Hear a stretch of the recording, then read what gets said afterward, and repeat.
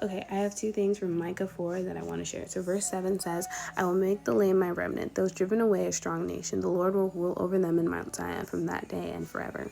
God is saying he's going to make the weakest, the outcast, the not accepted people of society a strong nation, because the lame weren't just like, oh, lame, not cool. Lame as in paralyzed, couldn't move, were not able to be productive members of society. So they were seen as outcasts. Like, you're wasting our money, you're wasting this, that, and the third. Like, you're not helping us. Like, this, you're not vibing with the society, right? So, but God is saying, I will make great things out of you. Like, even if you are the lamb, even if you can't do the things that other people can do, I'm going to make a strong nation out of you. Not just a nation, not just a good nation, not, oh well, they I no. He's gonna make a strong nation out of you. That is powerful. That is so powerful.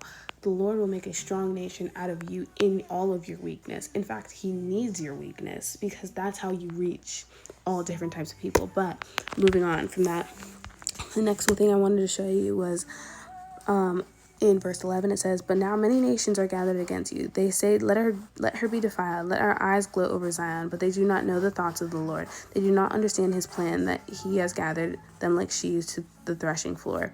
So that's actually verse 11 and 12. And it's saying that okay, so in this time, Israel, Zion, whatever you want to call it, was going through it. They were not, they were going through it, okay? Like, just getting conquered left, right, and center. And they're like, Lord, what's going on? Like, we're your people, so, like, what's happening? Like, why are the Romans, like, why are they at my door right now? Like, what's going on? So, in this prophecy, because Micah is a prophet saying what God is saying, if that makes any sense, right?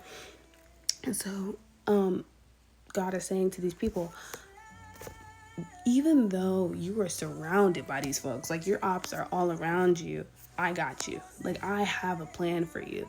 Even though you are surrounded by evil, I am still with you. And that is also very powerful. Like, I think, especially, we don't walk with Jesus. Like, not in the same way that Peter did, not in the same way that John did.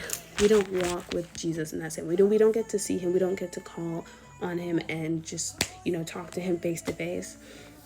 So it kind of gets hard. When things get hard, it's kind of hard to lean on your faith when you can't see it. And I think, that's what makes it faith, but it's still difficult, And this is just like a good reminder that, like, even though we can't see the plans, we don't know the plans, God has won it for us. Okay.